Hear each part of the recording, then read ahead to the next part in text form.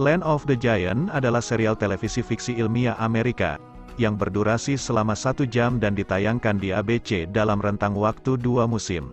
Dimulai pada tanggal 22 September tahun 1968 dan berakhir pada tanggal 22 Maret tahun 1970.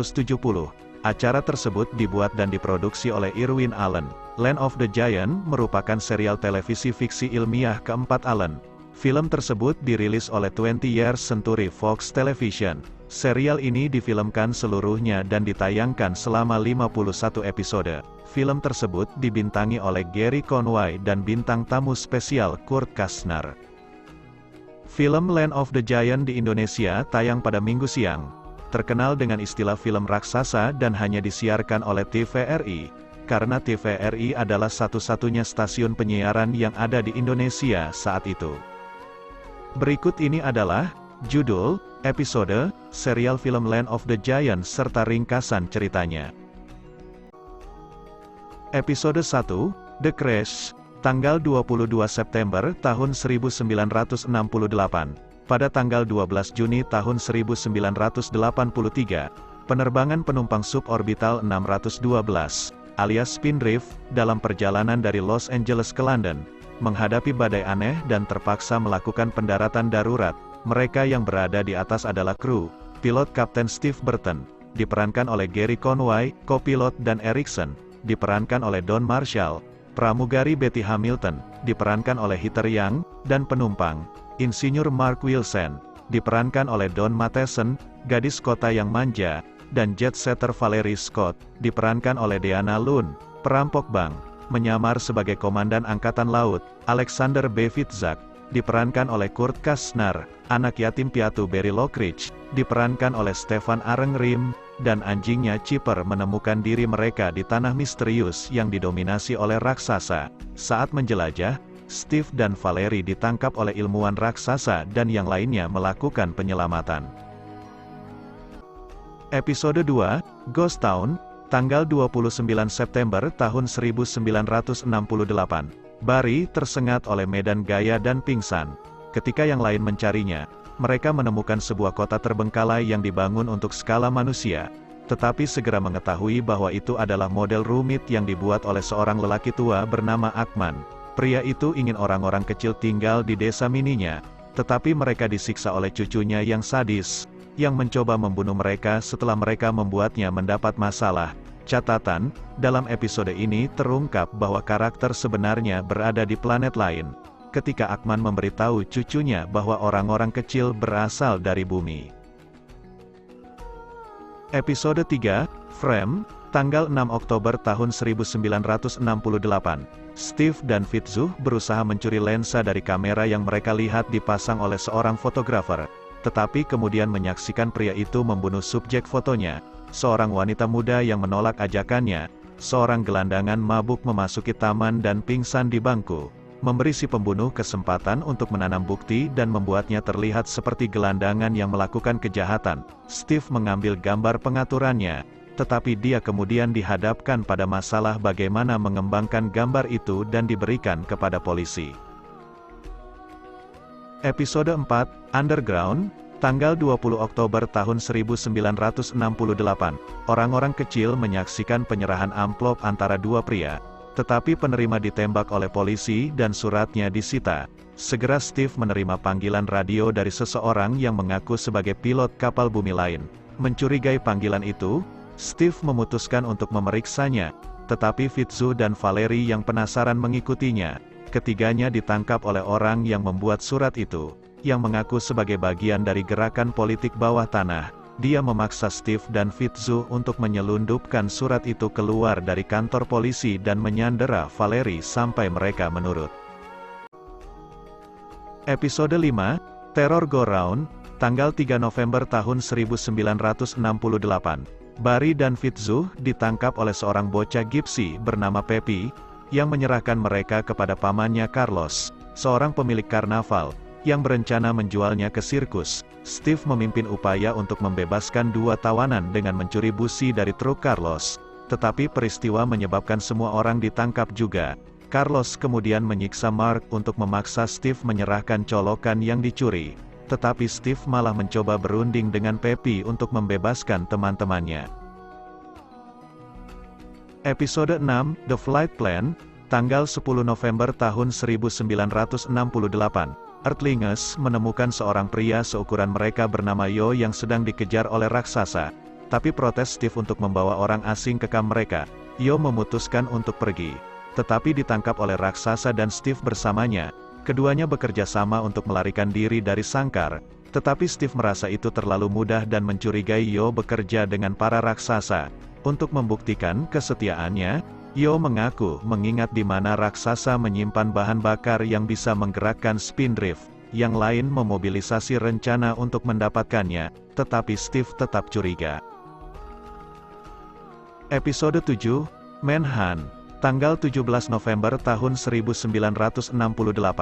Steve, Mark dan Fitzu menonton sebagai narapidana raksasa dikejar oleh polisi. Saat pria itu mencari tempat persembunyian, dia tersandung pada spindrift. Dan begitu pantai bersih, ia kabur, dengan kapal terselip di bawah lengannya. Dengan Dan, Betty, Valerie, dan Barry masih di kapal. 3 lainnya hanya bisa menonton dengan ngeri saat terpidana jatuh ke pasir hisap dan membawa spindrift bersamanya. Episode 8, The Trap, tanggal 24 November tahun 1968. Mark menemukan jam alarm raksasa dan berencana menggunakan radium dari pelat muka untuk menyalakan reaktor spindrift. Saat dia membongkar penunjuk waktu, area tersebut diserbu oleh ilmuwan raksasa yang memasang mikrofon yang cukup sensitif untuk mendeteksi suara sekecil apapun yang dibuat oleh orang-orang kecil. Ketika seorang ilmuwan menemukan Betty dan Valerie dan membawa mereka sebagai tawanan, yang lain datang dengan rencana untuk menyelamatkan para wanita dan menonaktifkan peralatan ilmuwan. Episode 9, The Creed, tanggal 1 Desember tahun 1968. Barry mulai menderita sakit perut yang parah dan yang lain mengetahui bahwa dia menderita radang usus buntu dan membutuhkan pembedahan. Steve memutuskan untuk melakukan operasi itu sendiri. Tetapi dia membutuhkan pasokan medis dari rumah sakit raksasa. Setelah menyelinap ke satu, mereka ditemukan oleh seorang ahli bedah, Dr. Brule, yang dengan ramah menawarkan untuk membantu mereka, sesuai dengan sumpah Hippocrates untuk membantu mereka yang membutuhkan. Namun dokter dimata-matai oleh petugas kebersihan serakah, yang menelepon pihak berwenang dengan harapan menerima hadiah. Episode 10, Double Cross, tanggal 8 Desember tahun 1968. Fitzhugh pingsan dan ditangkap oleh 2 pencuri raksasa yang membawanya kembali ke tempat persembunyian mereka. Barry mengawasi para penjahat, yang berencana memanfaatkan ukuran kecil Fitzhugh dalam pekerjaan mereka berikutnya, mencuri batu delima yang tak ternilai harganya. Ketika pencuri pergi tidur, Barry sampai ke Fitzhugh, tetapi menemukan pria itu telah kehilangan ingatannya dan percaya dia bekerja dengan para raksasa. Fitzhugh kemudian memaksa Barry untuk membantu dalam pencurian permata, karena bocah itu dapat masuk ke dalam lubang kunci pintu museum dan membuka kunci dari dalam. Episode 11, The Weird World, tanggal 22 Desember tahun 1968, Earthling menemukan tip recorder mini yang mengarah ke astronot manusia gila bernama Mayor Keigen, yang mengira mereka adalah mata-mata untuk raksasa. Setelah mereka meyakinkan Keigen bahwa mereka ada di pihaknya, dia memberitahu mereka bahwa pesawat ruang angkasanya mendarat utuh tetapi dibawa oleh raksasa ke pusat penelitian. Earthling berangkat untuk masuk ke pusat dan menemukan kapal, dengan harapan itu akan menjadi tiket pulang mereka. Catatan, The Weird World, dimaksudkan sebagai episode kedua yang ditayangkan. Ini menjelaskan perilaku jahat Fitzhugh, yang kemudian menjadi karakter yang lebih mengagumkan. Episode 12, The Golden Cage, tanggal 29 Desember tahun 1968.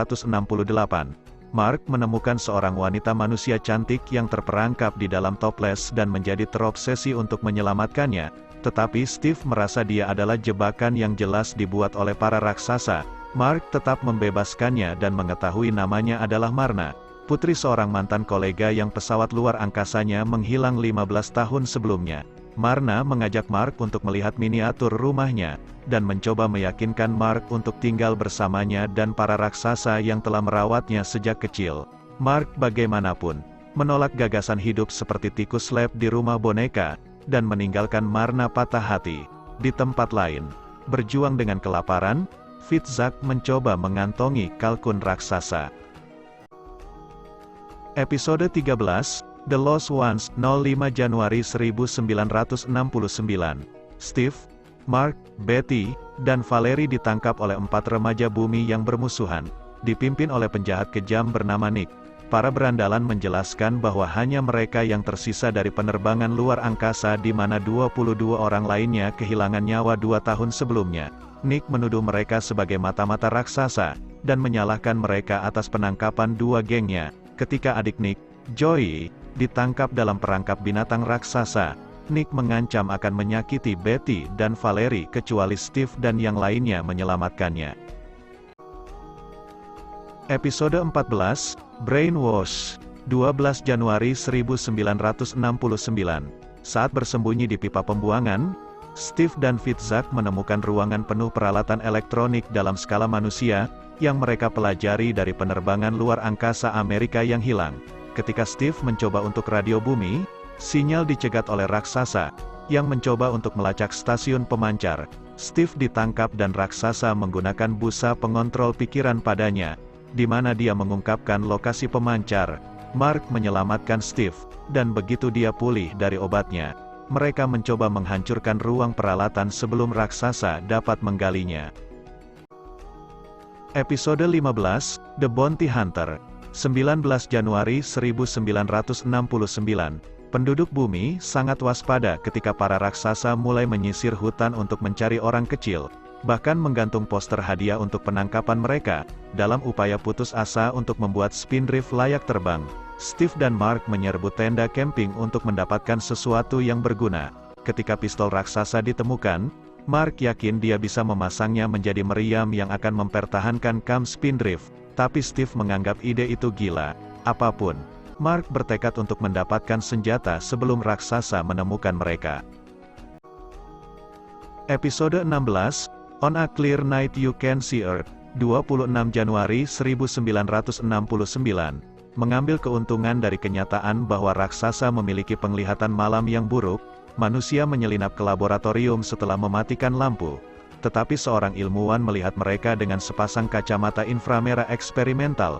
Steve berencana untuk menghancurkan kacamata prototipe sebelum lebih banyak lagi dapat dibuat. Tetapi selama upaya dia dan Fitzek ditangkap oleh ilmuwan, ketika Steve mengklaim dia bisa melihat bumi melalui kacamata, dia menarik minat ilmuwan, lalu menawarkan bantuan Mark untuk membuat kacamata lebih kuat. Fitzek diizinkan untuk pergi, seolah-olah untuk menjemput Mark, tetapi sebenarnya untuk menyampaikan pesan dari Steve yang memerintahkan yang lain untuk meledakkan lab dengan dia di dalamnya. Episode 17, Deadly Lodestone, 02 Februari 1969. Inspektur Kobik, seorang petugas di Departemen Investigasi Khusus, SID, mengembangkan cara untuk melacak manusia menggunakan pemindai yang mendeteksi logam unik di bumi. Steve menyuruh semua orang menyingkirkan semua barang yang mengandung logam, tetapi dan memiliki peniti di kakinya yang terbuat dari bahan yang unik. Steve percaya bahwa satu-satunya kesempatan kelompok itu untuk menghindari penangkapan adalah agar pinnya diangkat melalui pembedahan. Jadi dia mencari Dr. Brule, ahli bedah raksasa yang menyelamatkan hidup Barry sebelumnya. Tetapi dokter itu dipenjara, dan satu-satunya kesempatan untuk menghubunginya terletak di menghubungi perawatnya, yang loyalitas sebenarnya mungkin untuk Kobik.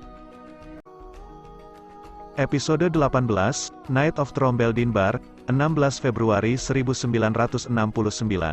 Fitzek ditangkap oleh 2 anak laki-laki yatim piatu yang percaya bahwa dia adalah Trombeldinbar, peri ajaib yang dirayakan seperti kelinci Paskah, yang mengabulkan keinginan anak-anak. Steve dan Mark datang untuk menyelamatkannya.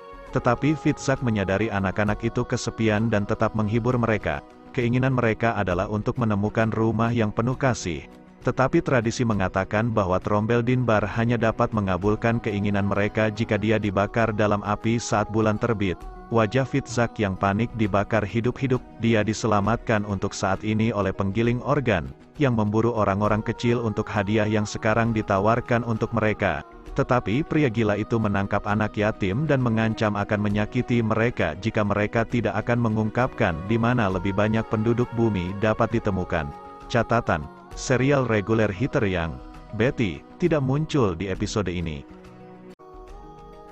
Episode 19, Seven Little Indians, 23 Februari 1969.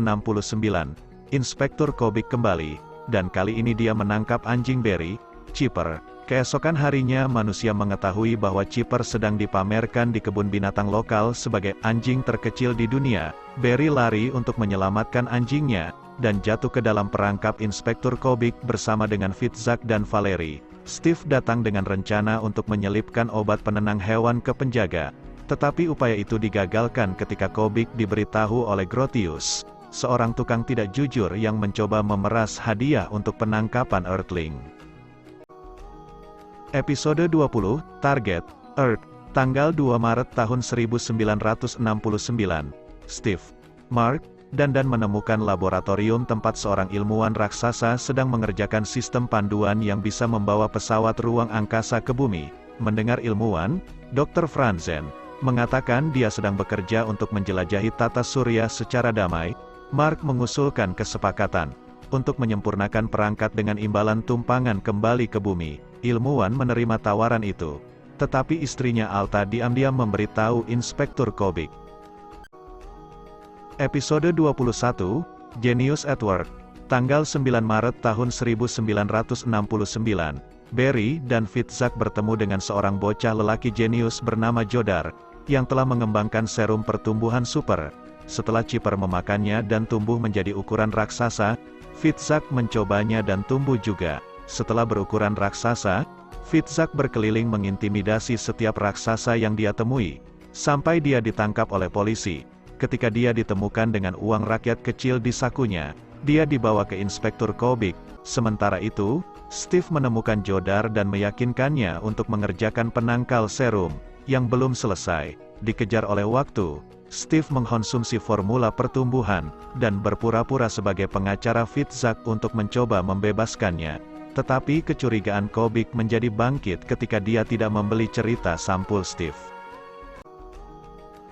Episode 22, Return of Inidu, tanggal 16 Maret tahun 1969.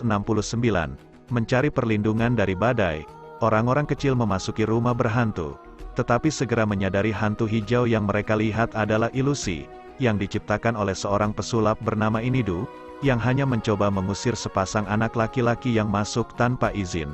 Inidu berteman dengan Earthling dan berjanji untuk tidak menyerahkan mereka, karena dia juga dicari oleh polisi. Sementara itu, kisah pertemuan hantu mereka menjadi berita radio di stasiun lokal, yang membawa mantan asisten Inidu, Enoch, ke rumah. Ketika Enoch tiba, dia mencoba meracuni mentor lamanya untuk mencuri buku catatan yang berisi rahasia trik pesulap. Catatan, pemain tetap serial Heather yang Betty, dan Stefan Arengrim, Barry, tidak muncul di episode ini. Episode 23, Rescue, tanggal 23 Maret tahun 1969. Saat berlari dari petugas SID, Earthling terlihat oleh dua anak raksasa, yang saat mengejar mereka, jatuh ke sumur tersembunyi dan terperangkap.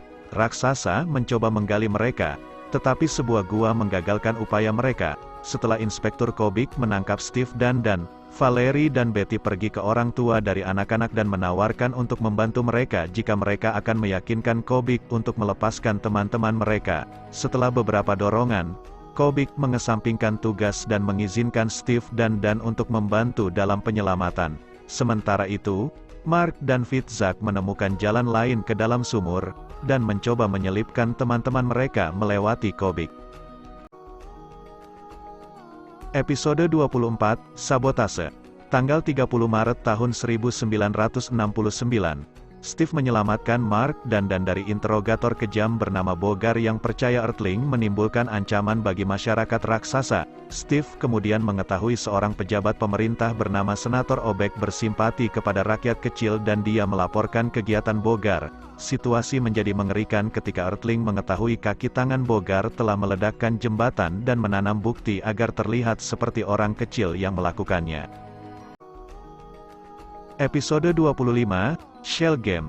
Tanggal 13 April tahun 1969, saat turun di tepi laut mencari udang, Steve, Valerie dan Betty bersembunyi di cangkang keong dari seorang anak tuli bernama Dal. Tapi dia akhirnya menemukan mereka.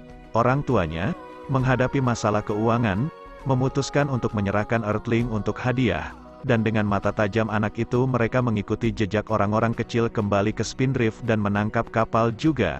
Mark mengetahui bahwa alat bantu dengar raksasa tidak berfungsi untuk anak laki-laki itu. Tetapi, dengan menggunakan teknologi penduduk bumi yang lebih maju, Mark menciptakan alat yang berfungsi, dan mencoba meyakinkan orang tua bahwa mereka bisa menjual teknologi untuk menghasilkan uang daripada menyerahkan orang-orang kecil ke polisi. Episode 26, The Case. Tanggal 20 April tahun 1969, Betty ditawan oleh Inspektur Kobik yang membuat kesepakatan dengan Steve untuk menemukan cincin pemalsuan dengan imbalan nyawanya. Untuk menemukan penjahat, Kobik menempatkan Earthling ke dalam sistem saluran pembuangan kota, untuk mengikuti jejak tinta bercahaya yang digunakan dalam mencetak uang palsu. Tapi geng itu diberitahu, dan mencoba mencegahnya dengan membanjiri saluran air dengan pestisida. Sementara itu, Dan, Valerie, dan Fitzak menyelinap ke kantor Kobik untuk menyelamatkan Betty, yang ditahan dalam medan kekuatan yang tak terhindarkan. Catatan, seri reguler Stefan Arengrim tidak muncul di episode ini. Episode 27, The Mechanical Man. Tanggal 21 September tahun 1969, Earthling menyaksikan raksasa yang mengamuk, menghancurkan toko obat, dan membunuh seorang penjaga keamanan dengan tangan kosong. Mereka mengetahui bahwa pria itu benar-benar alat yang tidak berfungsi, yang dibuat oleh seorang ilmuwan bernama Gon, yang berhasil menangkap Mark dan Fitzak. Ketika Gon mengetahui Mark adalah seorang insinyur, dia membuat kesepakatan dengannya untuk mencari tahu apa yang salah dengan robotnya sebagai imbalan atas kebebasannya. Mark membuat mesin bekerja, tetapi ketika Gon tidak datang dengan akhir kesepakatannya, Steve dan yang lainnya naik ke dalam robot dan membajaknya. Episode 28, 6 Hours to Life.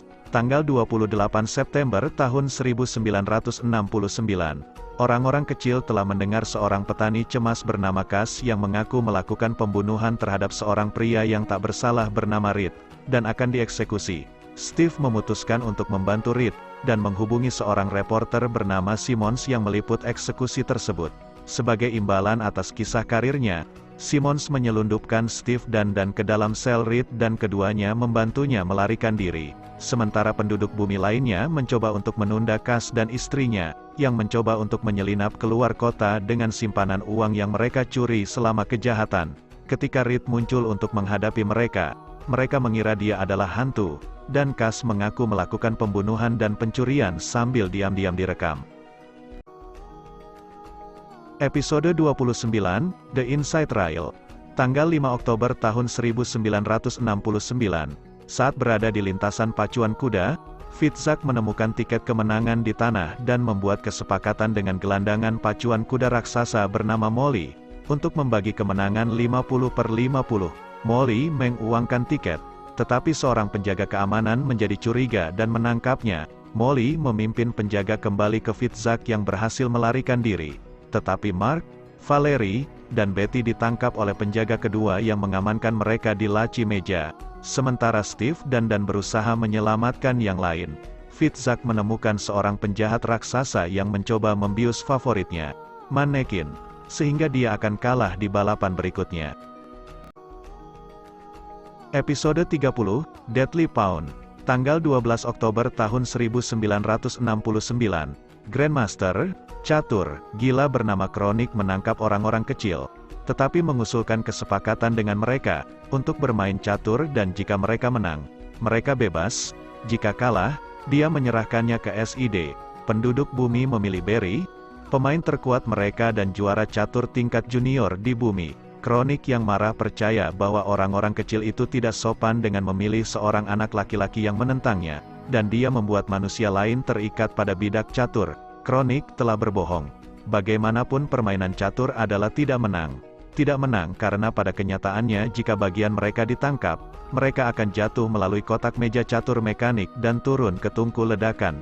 Dr. Lalor, terapis Kronik, memprotes kekejaman Kronik, jadi Kronik menguncinya di lemari. Steve dan Dan melarikan diri dari papan catur dan mencoba melepaskan Lalor. Sementara itu, Barry mulai kehilangan permainan, membuat nyawa mereka yang masih berada di papan dalam bahaya. Episode 31, The Unsuspected, tanggal 19 Oktober tahun 1969.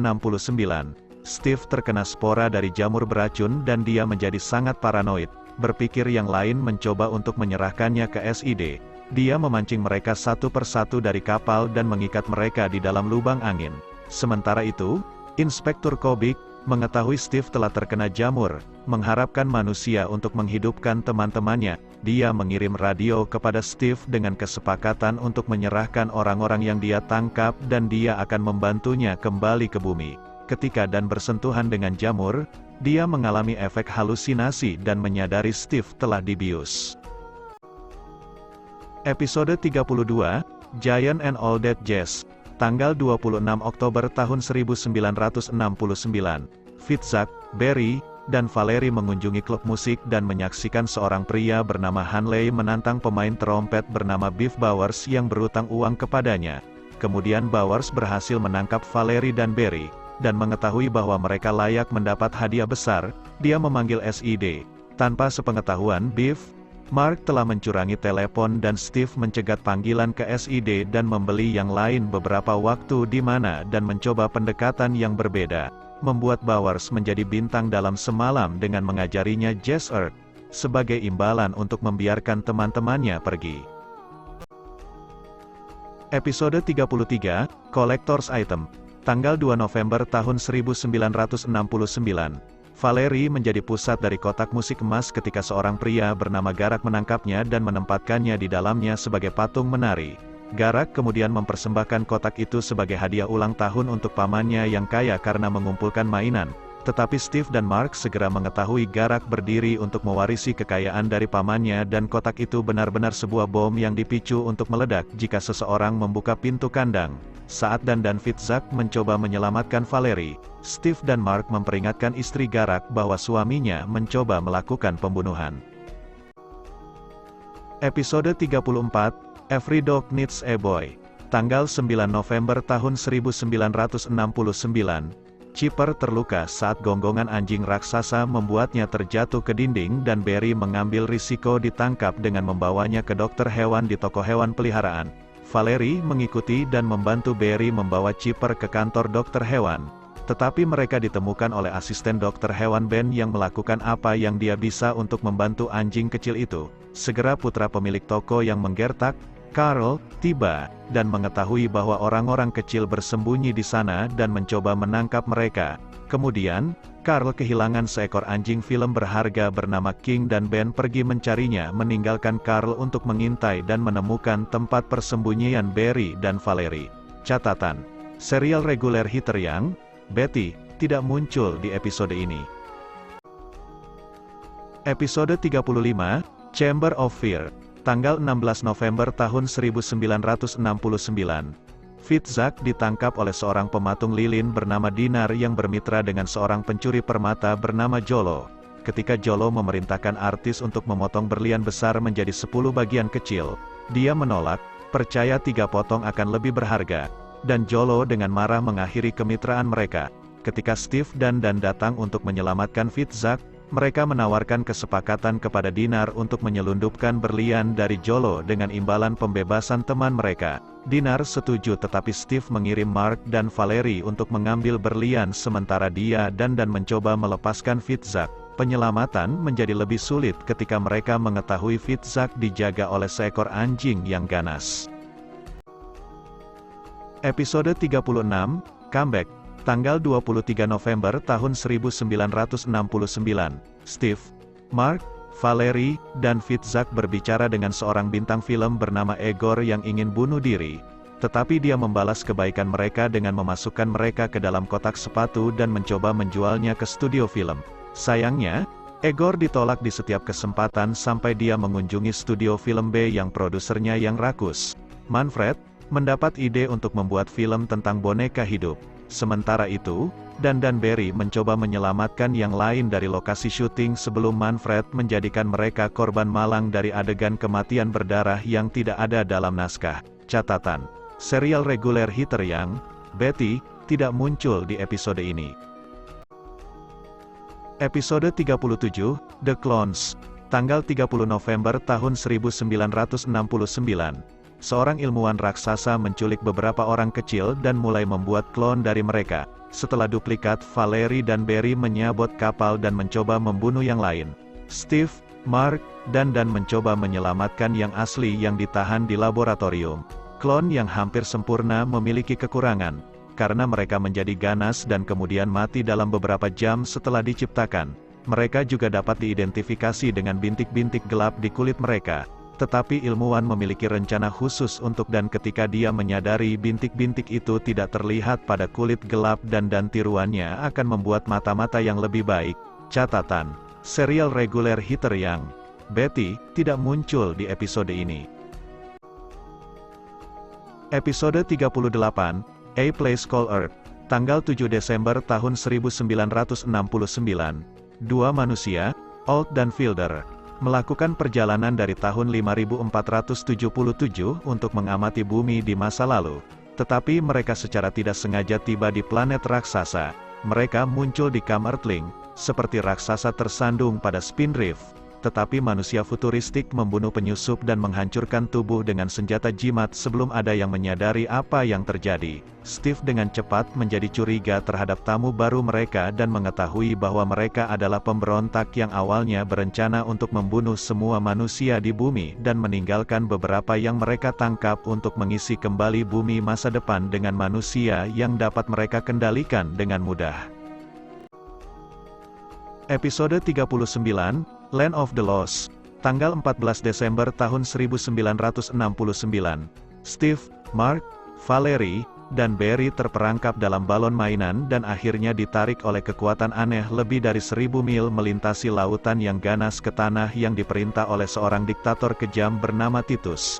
Namun, penguasa lalim tidak memiliki pengetahuan tentang daratan di seberang lautan dan menganggap semua penghuninya sekecil orang kecil. Tetapi ketika Steve menjelaskan bahwa para raksasa juga tinggal di sana, Titus menuntut agar dia membawa kembali bukti keberadaan dan teknologi mereka. Sementara Titus menyandera yang lain, Steve melakukan perjalanan kembali untuk mengambil foto para raksasa dan untuk menjemput Dan Fitzhugh yang mencoba menyabot sinar daya tarik Titus yang menarik mereka ke sana.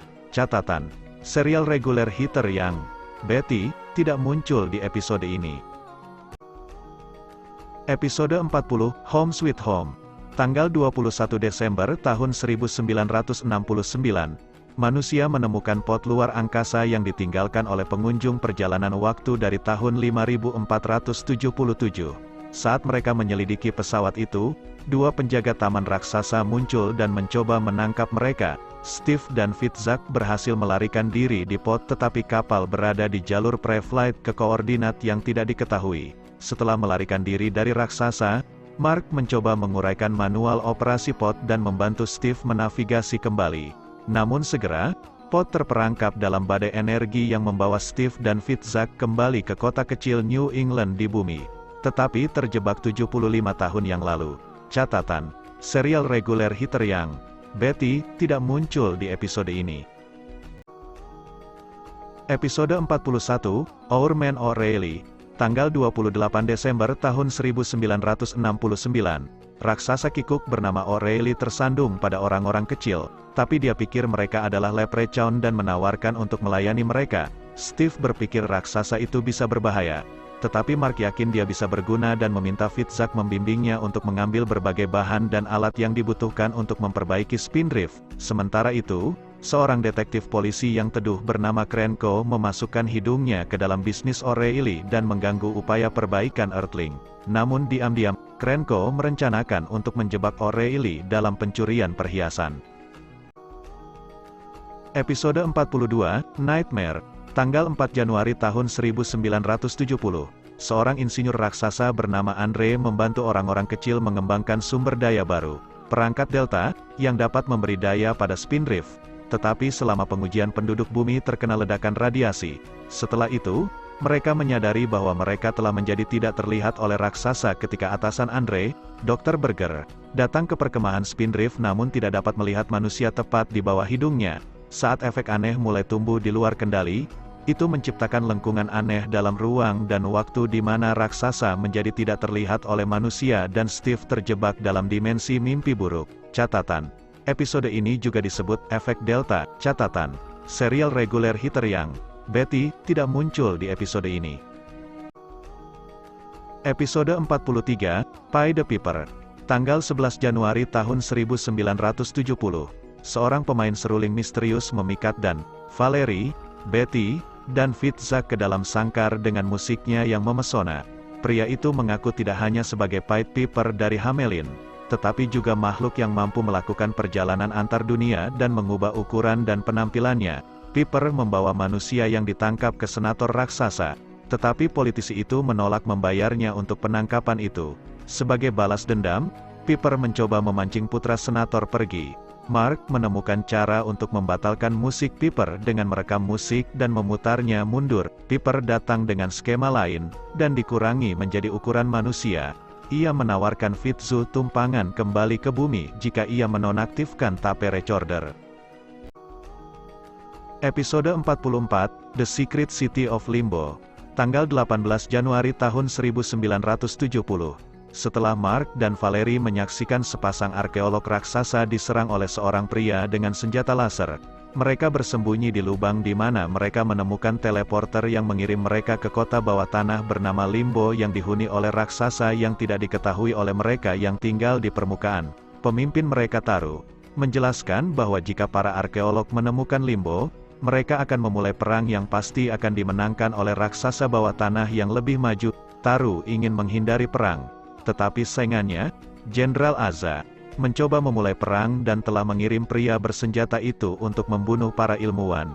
Dengan bantuan yang lain, Mark membuat rencana untuk mencemari tanah di lokasi penggalian dengan bahan kimia peledak yang akan mencegah raksasa permukaan meledakkan dan menemukan kota tersembunyi. Episode 45, Panik. Tanggal 25 Januari tahun 1970. Betty dan Fitzak terjebak dalam perangkap yang melumpuhkan dan dibawa oleh petugas SID ke interogator bernama Marat.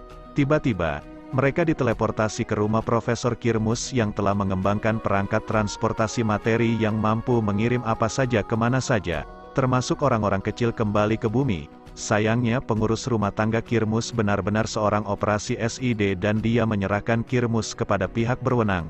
Tetapi Marat benar-benar mengincar rahasia mesin teleportasi. Sementara itu, Steve dan penduduk bumi lainnya mencari komponen perangkat yang hilang yang disembunyikan oleh Kirmus, yang menjanjikan mereka perjalanan pulang. Catatan, seri reguler Stefan Arengrim tidak muncul di episode ini. Episode 46, The Deadly Dart. 01 Februari 1970. Dua agen SID ditemukan tewas, dibunuh dengan racun yang disuntikkan di pergelangan kaki. Dan di TKP polisi menemukan jejak kaki orang-orang kecil dan sebuah sumpitan dengan inisial Mark tertulis di atasnya. Kembali di Spindrift, manusia belajar seorang reporter raksasa bernama Berta Free menyebarkan tuduhan bahwa Earthling adalah pembunuh dan harus dimusnahkan. Fitzak secara terbuka menuduh Mark sebagai pembunuhnya dan ketika semakin banyak bukti yang mengarah padanya, Mark menghilang secara misterius. Ketika sebuah lab raksasa diledakkan dan raksasa lain dibunuh, Steve berlomba untuk menemukan Mark yang dia curigai benar-benar sedang dijebak oleh reporter yang menginginkan cerita besarnya. Catatan, episode ini juga disebut The Retaliator. Episode 47, Doomsday, 15 Februari 1970. Orang-orang kecil membantu seorang pria raksasa bernama Camber yang telah ditembak oleh polisi. Tetapi dia menolak bantuan medis dan meminta manusia menghubungi seorang wanita bernama Dr. North sebagai gantinya. Begitu North tiba, terungkap bahwa dia dan Camber adalah bagian dari rencana teroris untuk meledakkan 500.000 orang. Ketika dia mengetahui bahwa Earthling telah mendengar rencana tersebut, dia mencoba untuk membunuh mereka, tetapi manusia berhasil melarikan diri. Dengan Fitzak melukai kakinya, Betty dan Valerie tinggal bersama Fitzak, sementara yang lain mencoba mencari petunjuk yang ditinggalkan oleh Camber yang bisa mengarah ke lokasi bom. Namun, Inspektur Kobik menangkap Betty dan Fitzak, dan tidak membeli cerita mereka tentang plot teror, meninggalkan Steve dan yang lainnya untuk menggagalkan rencana itu sendiri. Episode 48 A Small War, 22 Februari 1970. Orang-orang kecil itu bertemu dengan seorang bocah lelaki raksasa bernama Alec yang datang untuk bermain perang dengan lawan tak terlihat lainnya bernama Falco. Berbekal beberapa tentara mekanik, dan jeep, tank, dan pesawat yang dikendalikan dari jarak jauh, Alec meluncurkan serangan terhadap orang-orang kecil yang dia pikir adalah mainan mekanik Falco. Sayangnya untuk Earthling, pada skala mereka, mainan perang sama mematikannya dengan hal-hal nyata dan harus dihentikan. Steve mencoba berunding dengan anak laki-laki itu, tetapi tidak berhasil, dan setelah Alec membom Spindrift dengan batu dari pesawat, Mark yang muak mencoba menghentikan anak itu bahkan jika itu berarti harus menyakitinya. Episode 49, The Marionettes. Tanggal 1 Maret tahun 1970. Setelah gorila melarikan diri dari sirkus dan menangkap Valerie, orang-orang kecil membantu membimbing seorang dalang bernama Goalby dalam menemukan binatang itu. Meskipun Valerie dibebaskan dari kera, Betty terperangkap dalam perangkap binatang dan Goalby juga membantu melepaskannya. Dengan melakukan itu, dia melukai tangannya dan tidak bisa tampil. Untuk membalasnya, Betty dan Fitzu memutuskan untuk menjadi boneka Goalby sampai tangannya sembuh. Sementara itu, Dan Valerie ditangkap oleh Brady, Master Sirkus, dan dia segera menyadari bahwa pertunjukan boneka Goalby adalah sebuah lelucon. Alih-alih menembak dalang, Brady membuat skema untuk menghasilkan banyak uang dari aksi boneka realistis dan memaksa Goalby untuk mempertahankan ilusi. Sebaliknya, Goalby mencoba membantu Steve dan Mark menyelamatkan teman-teman mereka. Episode 50, Wild Journey. Tanggal 8 Maret tahun 1970, Steve dan bertemu dengan dua orang penjelajah waktu seukuran mereka, Trog dan Berna, yang melarikan diri dari agen SID dengan menggunakan perangkat luar biasa yang disebut STM, manipulator ruang waktu.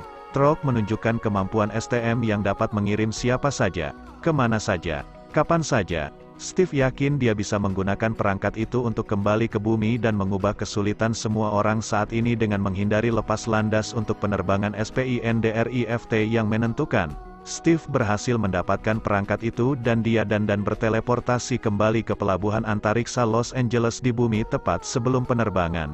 Trog dan Berna segera tiba dan dengan marah menjelaskan bahwa itu dilarang untuk mengubah sejarah. Tetapi Steve dan tidak ingin kembali ke dunia raksasa dengan mudah. Anehnya, meskipun Spindrift berangkat dalam perjalanan mereka pada tanggal 12 Juni tahun 1983 dalam pilot, tanggal keberangkatan mereka di sini adalah tanggal 25 September tahun 1983. Catatan, seri reguler Stefan Arengrim, Barry, hanya muncul di episode ini melalui rekaman stok dari pilot. Alur cerita untuk episode ini diangkat dari episode Lost in Space The Time Merchant.